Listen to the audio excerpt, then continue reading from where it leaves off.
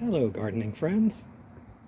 It's Saturday, the 29th of October, at about 2 o'clock, and it's overcast outside, and I hope it does rain because it's been about 40 days since we've had a really good long shower.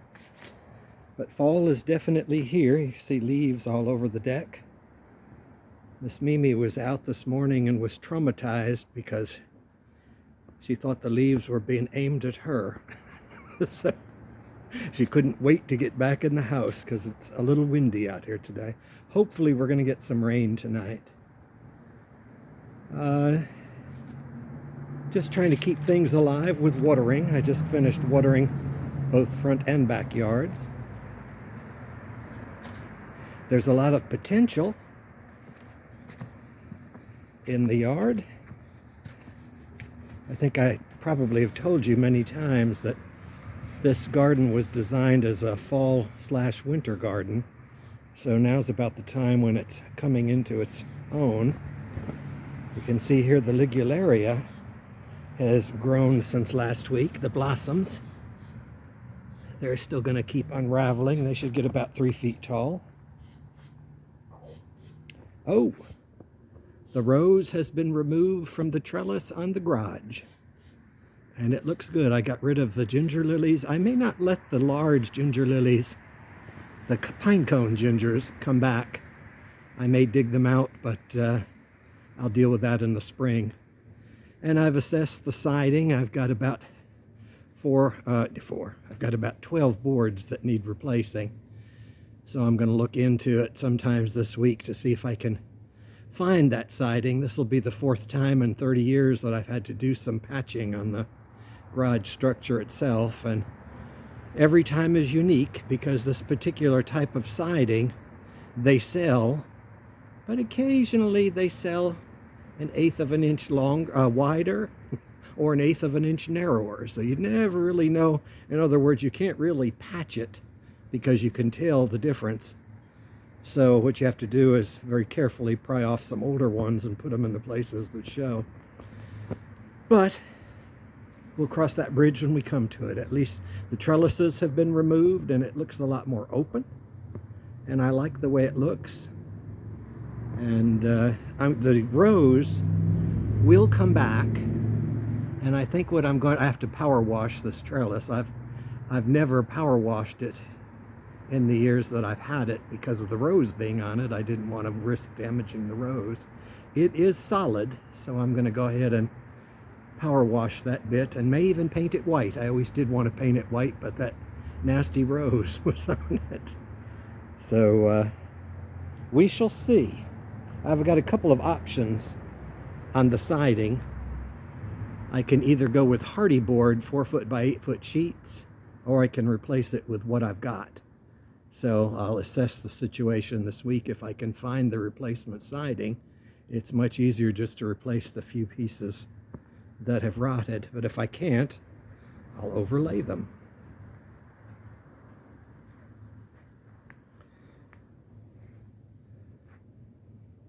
My colocasia is a little the worse for wear. It got a little damage dragging the large chunk of rose bush out to the street to be removed with the big trash pickup, but it was already turning yellow anyway, so it'll come back. And I think I noticed another one. How they spread, I don't know, but yes, there's another one coming up in my monkey grass, and I'll probably dig it up. I think this seems to be a good spot for the colocasia. It seems to like it there, so I may give up trying to grow any kind of perennials there and just let the colocasia take over. Oh, I did find one thing out this weekend. You're never too old to learn new things. And I guess I'm going to start calling my backyard a palmetum, a collection of palms. Or you can also call it a palmery, P-A-L-M-E-R-Y. as in like shrubbery, a collection of shrubs. This could be a palmery, a collection of palms. Which is neither here nor there, but I thought that was neat. Oh, the satsumas are continuing to turn orange, and I can't wait to try them out. To give you an idea of size, they're huge. Have minimal seeds. Most of them are going to be seedless. Only a few will have 1 or 2 seeds in them. These are owari, O-W-A-R-I satsumas. It's the only kind I get. They're the most cold hardy. Since I'm in a zone 8B, it's kind of the lower end of where they'll grow. And that actually is one of the reasons, I'll try and pan around without making you guys dizzy. That's one of the reasons why I have this little courtyard area enclosed off of the larger backyard. Originally, my intent was to try and cheat the zones, because if you put up like an 8-foot tall fence, basically the distance within about 6 to 8 feet from the fence is about a half a zone higher, just because it protects it from winds and cold. So that was the reasoning for building this inner little courtyard with walls, and hence that's where I put the satsuma trees.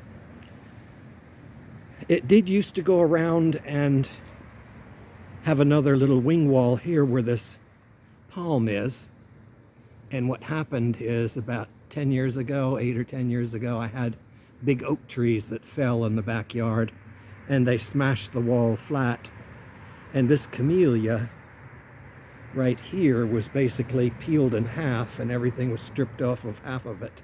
But it came back, and I just never bothered rebuilding the walls. I just took the walls back to a section and left like a little corner-shaped wall over there.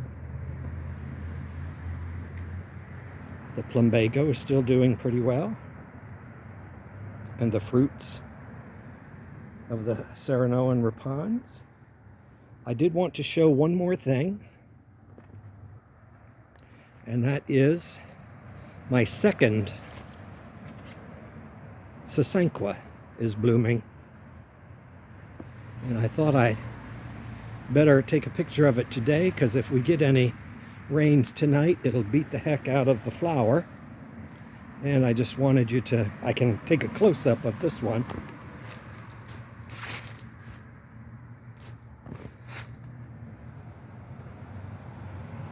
It's a beautiful single flower, pink. I forgot the name of it, but I used to have 3 of them here prior to taking out the oak trees.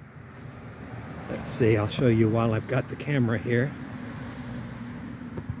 The lady palm is still there, the little cutting that I severed from the bush. But in this corner, I used to have 3 of those Sasanquas. The bench was roughly where it is now, but I had a trellis over the top of the bench, and the trellis looked exactly like the one over the deck of the garage. This loquat tree was not here at that point. I had 3 big oak trees, but when they fell, I had to make access for big trucks to come into my backyard to fell the remaining trees and remove them. So this fence had to be taken down, and everything you see here had to be planted since then, because basically whatever was there was just absolutely plowed flat from the heavy equipment. I saved what I could save, and all of this has been put there since. But that is the one remaining Sasanqua. It used to be sort of a little niche, because that it surrounded the trellis. But it is what it is. I've got 1 Sasanqua left, and I do like the loquat trees. And I can smell them now. They're definitely in bloom. Not a lot of bees because right now it's cloudy and very windy. Let's see if I can get a close-up. There we go. Close-up of the flowers. And the only other thing back here is the Fatsia japonicas. I have a bunch of blooms that are fixing to come out, and one is already open, and that is over here. The bees absolutely love these things. The flowers, there aren't many flowers open yet, but you can see the little flower by my finger. The bees absolutely love those, and they do have a fragrance. So they're about ready to blossom up a storm. And that's about what I wanted to show you for today. Pretty much what I've been doing is just trying to keep things alive by watering.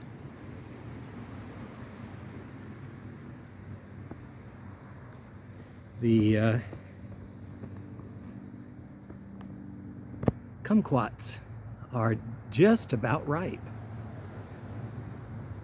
They are quite sweet, but they do have seeds in them. What I usually do is I cut them in half before I pop them in my mouth, because you eat the peel and all. But they do have seeds, 2 or 3 seeds, and you don't want to choke on them. Oh, the other thing I wanted to say, it's not mine, but I'll show it to you. And that is my neighbor's tree. That is a yellow grapefruit. And the grapefruits are absolutely delicious. It used to hang closer over my fence, and they'd fall off every now and then, and anything that would fall on my side I would eat. And they are absolutely to die for delicious. But the problem with them is they've got billions of seeds in them. Well, hundreds of seeds at least. If you cut it, you have to, I'd say about 1/3 of the fruit is nothing but seed, but it is absolutely sweet and delicious for a yellow grapefruit. Tastes nothing like what you get out of the stores. So there you have it for today. Have a good day. Bye-bye.